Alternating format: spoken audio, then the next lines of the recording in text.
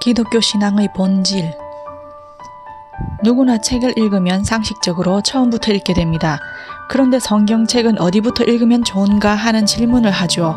이것은 처음부터 읽어서는 은혜가 안 되는 현실 때문일 것입니다. 가슴 뭉클하거나 눈이 확 떠지는 이야기가 창세기 없고, 그래도 성경책이라는데 내용이 이럴 수 있는가 싶은 것들로 구성되어 있습니다. 그리고 요즘 현대 지성인들 같이 과학 만능 시대에 살고 있는 사람들에게는 너무 독단적이고 일방적인 것 같은 표현들도 거슬릴 수 있습니다. 시작부터 그렇죠. 태초에 하나님이 천지를 창조하시니라, 이렇게 시작하고 있습니다. 그 다음에도 우리가 궁금해하거나 관심 갖는 부분에 대한 설명은 거의 없고, 또 창세기인데도 창조에 관해서 쭉 설명하는 것이 아니라 1장과 2장에 걸쳐서 창조 얘기가 잠깐 나오고는 그 다음엔 사람들 죄 짓는 얘기가 계속돼서 노아 홍수로 끝나고, 그리고 그 뒤로는 훨씬 많은 부분이 12장부터 50장까지 아브라함과 이삭과 야곱과 요셉의 얘기, 즉 족장들의 얘기로 가득 차 있어서 우리를 당황시키기도 하죠.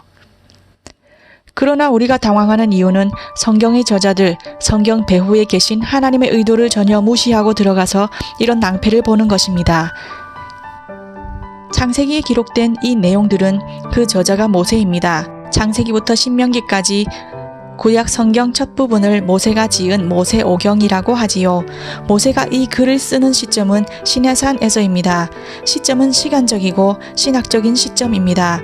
신학적인 시점이라는 것은 하나님께서 애굽의 종으로 살고 있는 이스라엘 백성들에게 그 선조들 아브라함과 이삭과 야곱과 요셉에게 약속하신 구원자를 보내어 너희를 해방시킨다라는 약속을 이어오고 있었고, 드디어 모세가 나타나서 이스라엘을 애굽에서 구출해내었습니다.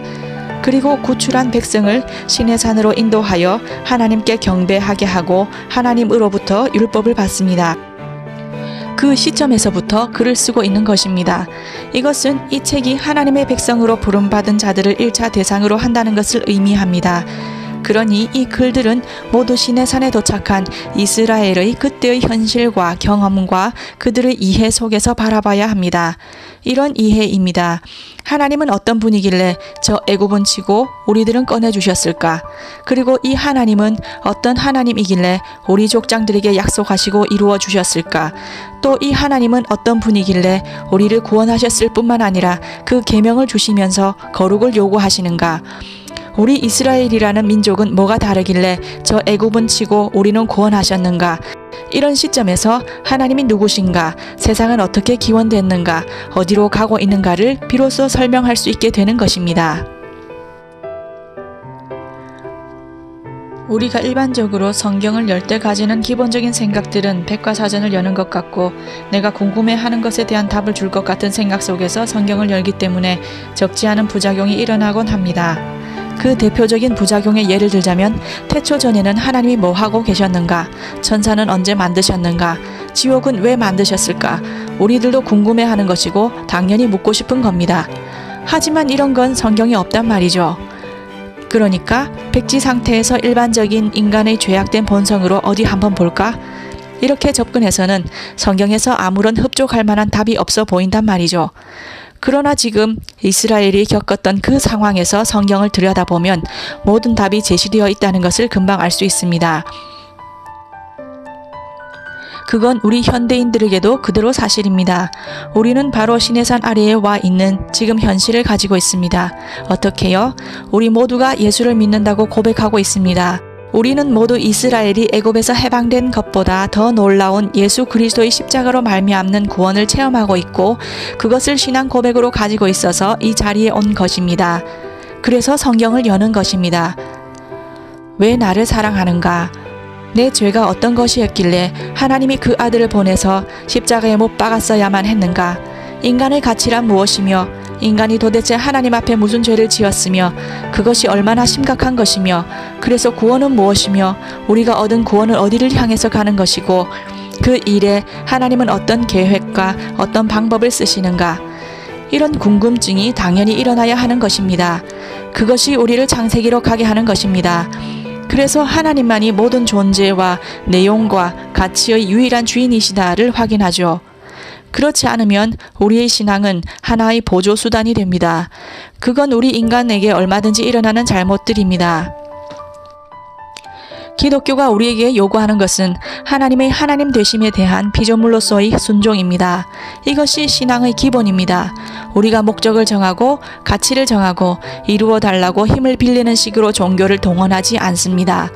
태초에 하나님이 천지를 창조하셨다라는 말은 간단해 보이지만 이것은 오늘 우리에게 일어난 이 일이 하나님이 처음에 시작하신 일이 여기까지 오게 된 것이라는 내용을 담고 있는 것이죠. 처음에 하나님이 천지와 인간을 만드셨고 인간에게 복을 주셨고 하나님 자녀 형상의 운명으로 지으셨으나 우리가 범죄하여 비참하게 멸망의 길을 걷고 있는 것을 하나님이 구원하셔서 하나님이 지금 이 자리에 이르게 하셨고 태초에 하나님이 창조하신 그 목적을 위해서 가야만 하며 갈 수밖에 없으며 장차 그 일이 일어나고야 말 것이다를 함축하고 있는 것입니다. 우리는 이것으로 인하여 우리가 몸담고 있어서 우리가 현실적으로 의존하고 더 중요하게 여기는 요인들, 물질, 환경, 조건들보다 최우선으로 하나님의 주권과 하나님의 계획과 하나님의 기뻐하심을 유일한 신앙의 근거로 가지고 작정해야 되고 항복해야 된다는 것을 알게 됩니다. 하나님의 백성의 영광의 완성으로 인도함을 받는 그 시작과 과정을 체험한 자로서의 당연한 신앙적인 항복을 주 앞에 바치도록 성경이 요구하고 있고 하나님이 새 하늘과 새 땅을 주시는 그날까지 신자의 당연한 신앙적인 항복을 주 앞에 바쳐서 모든 결정과 결심과 순종과 인내로 스스로가 경험하고 있는 하나님의 은혜로우심과 자비하심과 주인 되심을 연결해야 됩니다. 그것으로 인하여 우리의 하루는, 우리의 인생은, 우리가 바라보는 이 세상과 역사는 달라질 것입니다. 그것을 우리는 믿음이라고 합니다. 이 믿음에 굳게 서서 창조주 하나님을 아버지라 부르는 그 자녀된 특별한 삶을 사시는 인생 되시기를 바랍니다.